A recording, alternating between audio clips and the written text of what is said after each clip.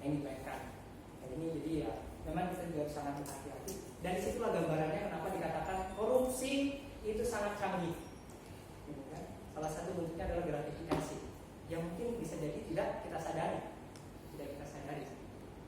Dan sekarang korupsi pun makin modern, makin modern. KPK makin canggih, korupsi pun makin canggih. Kemudian hadiah sumbangan pada saat perkawinan anak dari pejabat oleh rekanan kantor pejabat. Nah, ini termasuk dalam gratifikasi atau perkawinan dari pejabat itu sendiri.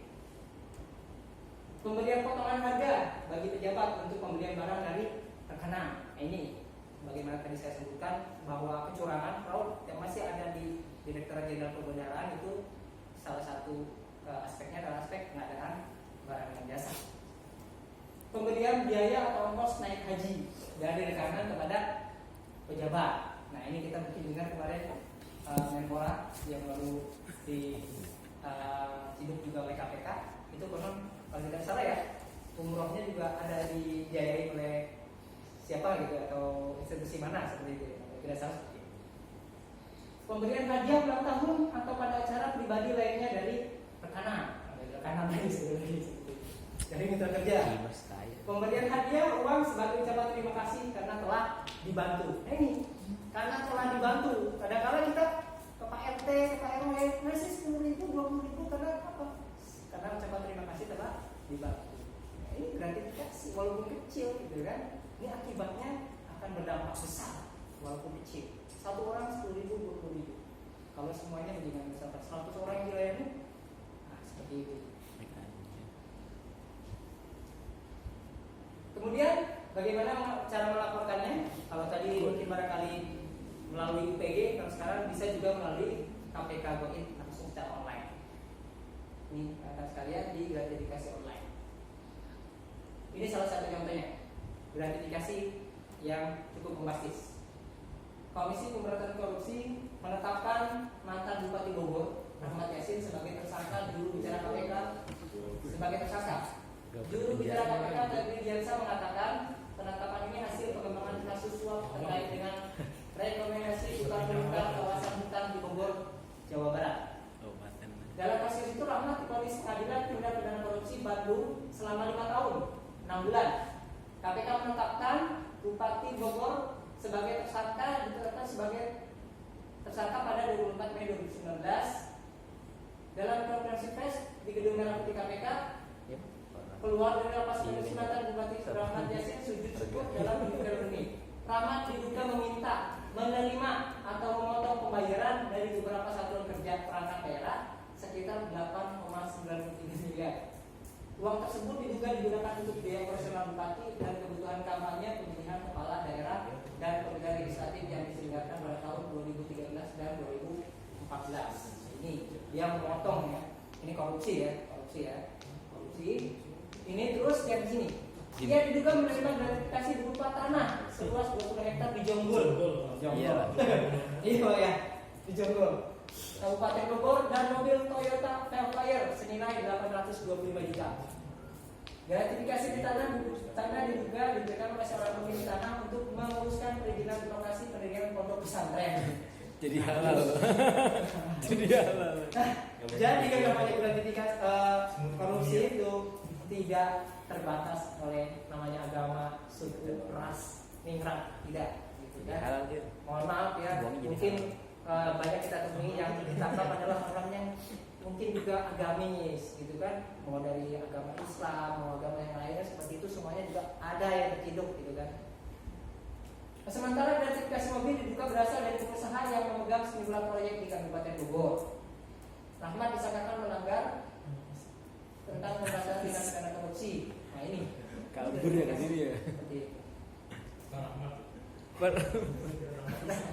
Tadi kalau dikasih jersey, wah, tapi karena kita ikut bersepeda mas ya, bukan karena dikasih jersey sepeda mas ini, sama BNN, Anjir, gua nggak dapet untungnya. Tapi karena beliau ikut komunitas sepeda, bukan karena beliau jadi KPPN, tidak. Karena para yang lainnya juga dapat seperti itu. Nah, rekan-rekan sekalian, kita sudah lihat betapa bahayanya korupsi. korupsi, betapa gratifikasi itu menjadi sumber adanya korupsi, dan ternyata korupsi itu makin menjadi. Konon kita lihat KPK sekarang ini makin banyak temuan, makin banyak OTT ya, makin banyak oknum-oknum yang terciduk seperti itu dari tahun ke tahun. Kalau kita lihat mungkin barangkali bukannya malah berkurang, tapi malah bertambah jumlah orang yang ditangkap kan seperti itu ya oleh KPK ini. Dan untuk itu setiap kita adalah wajib untuk ikut berpartisipasi dalam penanganan korupsi maupun gratifikasi, apalagi kita selaku ASN di Kementerian Keuangan. Setiap orang punya tugas membangun negeri ini untuk bebas dari korupsi. Apa tugas kita?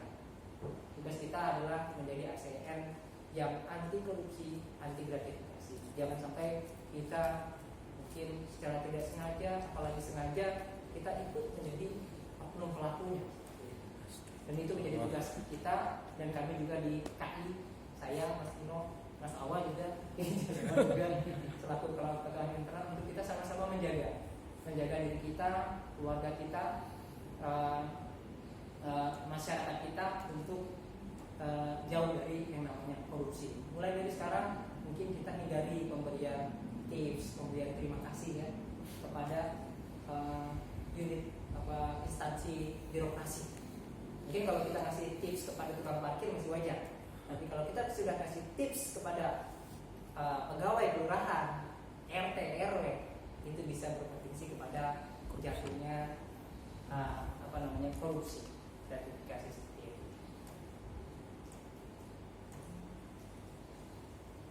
Kalau bersih, kenapa kita risih? Saya yakin kita semua di sini sudah jauh dari yang namanya korupsi, jauh dari gratifikasi. Sekian dan terima kasih.